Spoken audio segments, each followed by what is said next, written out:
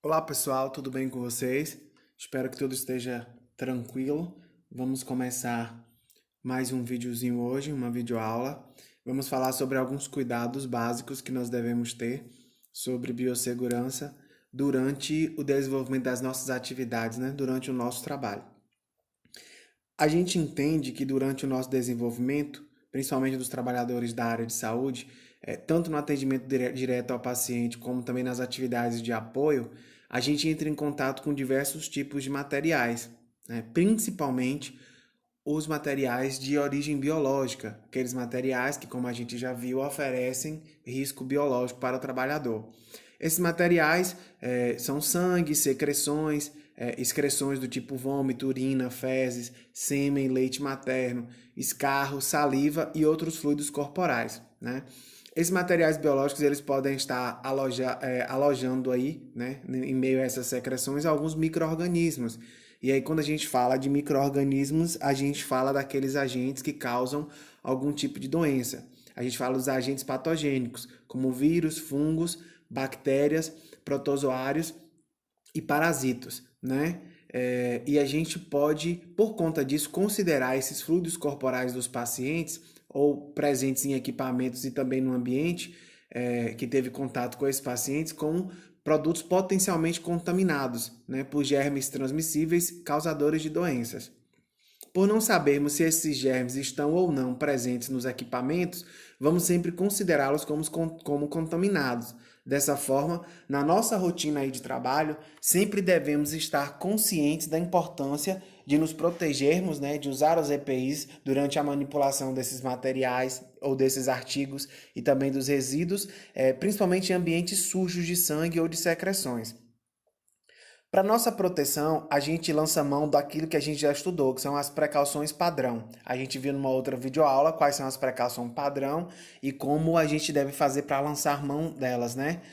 Caso haja alguma dúvida, aí eu sugiro a vocês que volte, né, nessa videoaula e deem uma revisada sobre o que são as precauções padrão, que são, na verdade, os cuidados, né, e equipamentos que irão bloquear a transmissão de micro-organismos, evitando aí a nossa contaminação. E também a contaminação dos pacientes e do ambiente de trabalho, evitando aquela famosa contaminação cruzada aí que a gente já conhece.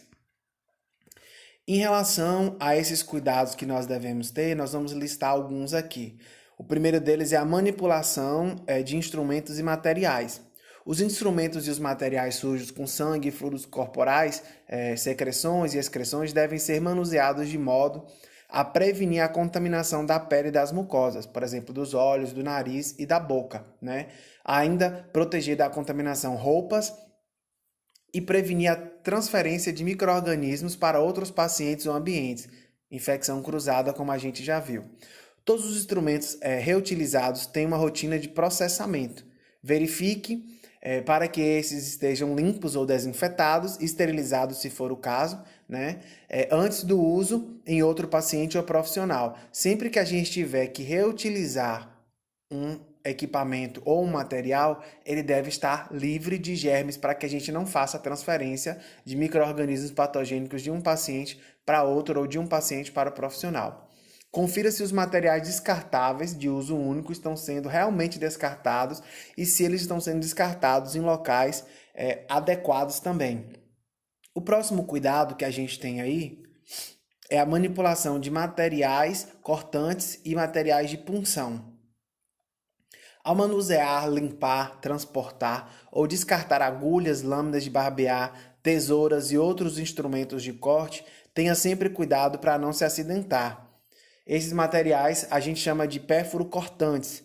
Eles devem ser descartados em caixa apropriada. Essa caixa deve ser rígida e impermeável e ela deve ser colocada próximo da área em que os materiais são utilizados. Geralmente essas caixinhas ficam aí no posto de enfermagem ou nas salas de coleta, ou numa área em que esse procedimento, que os procedimentos com a utilização desses materiais, eles são utilizados, né?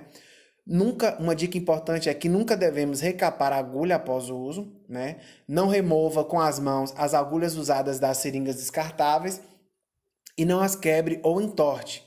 Tudo isso por quê? Para evitar o risco de acidente com esse tipo de material.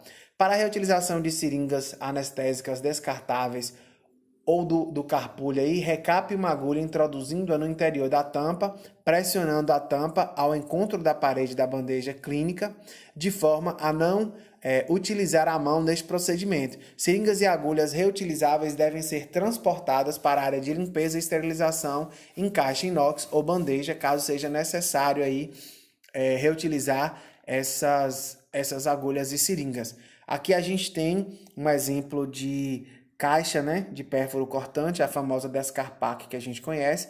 Essas caixas elas devem estar presentes nos ambientes onde os procedimentos são realizados, na sala de curativo, no posto de enfermagem, na sala de cirurgia, na sala de coleta, né, de material para exames laboratoriais também.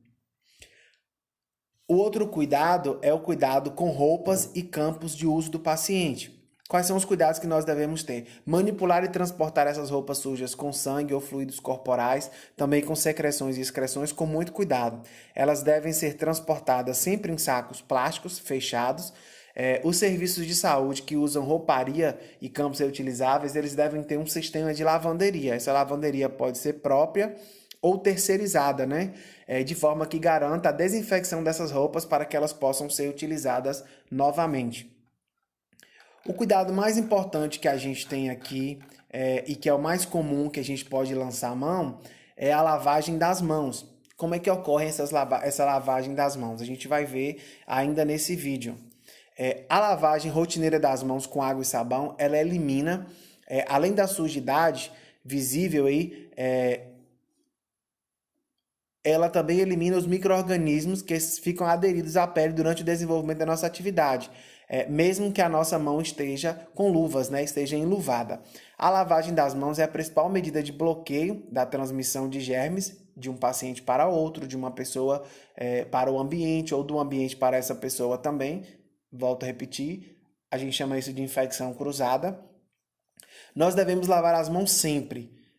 E quando devemos lavar? Antes de iniciarmos uma atividade e logo após o seu término, assim como fazemos em nosso dia a dia, antes das refeições ou após a ida ao banheiro. Mantenha suas unhas curtas e as mãos sem anéis ou qualquer outro tipo de adereço para diminuir a retenção de germes. Em relação à lavagem das mãos, a gente precisa conhecer aí alguns conceitinhos, né, que são bem comuns na área de saúde, que é em relação à flora possível que é presente na nossa pele. Nós temos dois tipos de flora. Nós temos a flora residente e a flora transitória. Em relação à flora residente, ela é formada por micro-organismos que vivem, né, ou colonizam a nossa pele. Nas mãos, esses germes elas se localizam em maior quantidade em torno ou debaixo das unhas e entre os dedos. Também são encontradas nas camadas externas da pele, nas fendas e nos folículos pilosos. Por isso a importância de mantermos as unhas curtas e evitar o uso de anéis, relógios ou qualquer outro tipo de adereço. Os micro-organismos da flora residente não são fáceis de serem removidos, né? Entretanto, eles são inativados quando a gente usa algum tipo de antisséptico, álcool, clorexidina, iodofósforos, né? E outros tipos. As bactérias mais comumente encontradas são as gram-positivas. E a flora residente é de baixa virulência, ou seja, elas têm baixa capacidade de causar doenças e raramente elas causam, né, algum tipo de infecção. Contudo, pode ocasionar infecções sistêmicas em pacientes que estão imunodeprimidos, após procedimentos invasivos, por exemplo, né? Aqueles pacientes que estão com a imunidade baixa, essas bactérias da flora residente, apesar de ser pouco patogênicas, elas podem causar algum tipo de infecção nesses pacientes. O outro tipo de flora é a flora transitória. Ela é adquirida no contato com pacientes e superfícies contaminadas, né? Então, esse caso a gente diz, aí como o nome já diz, transitória, é uma flora que não pertence, digamos assim, à nossa pele, ela está transitando por ali. Ela vai parar na nossa pele quando a gente tem contato com objetos, com outros pacientes e com superfícies também contaminadas. Os micro-organismos que compõem esse tipo de flora, eles permanecem na pele por um certo período, podendo ser transferidos ou eliminados com a lavagem das mãos. As bactérias não são mais fáceis de serem removidas, pois se encontram na superfície da pele junto à gordura e às sujidades. Esta flora bacteriana ela é eliminada com água e sabão neutro, por isso a importância de lavarmos as mãos. A flora transitória das mãos ela é composta por micro-organismos frequentemente responsáveis por infecções hospitalares, né? Principalmente as bactérias gram-negativas, como as pseudomonas, a Klebsiella sp, que são bactérias super resistentes, né? E que bem demonstra a importância de lavar as mãos, né? Pois as mãos são aí um veículo de transmissão de qualquer tipo de infecção. Em relação às indicações para a lavagem das mãos, quando é que eu devo lavar as minhas mãos? Existe uma gama enorme de momentos durante o nosso trabalho em que a gente precisa lavar as mãos. Mesmo que durante os procedimentos em que a gente esteja utilizando luva, após a retirada das luvas, as mãos também devem ser lavadas. A luva irá nos proteger de uma contaminação grosseira de material orgânico, né? Porém, a microporosidade da luva, ela pode ocasionar a transmissão aí do ambiente também para a nossa pele. Por isso que essa contaminação ela deve ser retirada com a lavagem das mãos, porque muitas vezes também ao retirar a luva o trabalhador também se contamina. Então, sendo assim, é extremamente importante que após cada procedimento, mesmo que a gente utilize as luvas, a gente lave as mãos.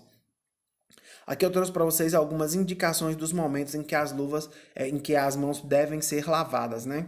Após tocar fluidos, secreções ou itens contaminados, então durante o nosso procedimento ali, se a gente toca algum tipo dessas secreções aí, a gente precisa lavar as mãos, mesmo que a gente esteja com luva. Após retirar as minhas luvas também, antes do procedimento no paciente, então antes mesmo de fazer o procedimento e de calçar a luva para realizar esse procedimento, eu preciso lavar as mãos.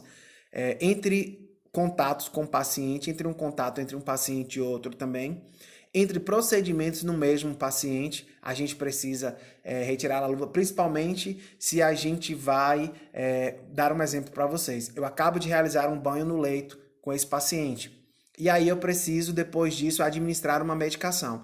Então eu vou realizar o banho no leito, retirar as luvas, lavar as minhas mãos, fazer o preparo da medicação, calçar a luva, administrar a medicação no paciente e em seguida, após retirar as luvas, vou lavar as mãos novamente.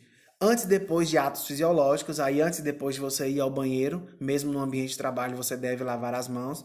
Antes do preparo de soro e qualquer tipo de medicação que vai ser infundida ou dada por via oral, né, ou aplicada por via tópica também. E aqui eu trago para vocês umas técnicazinhas de higienização das mãos. Essas técnicas a gente vai ver agora no próximo vídeo, na próxima videoaula.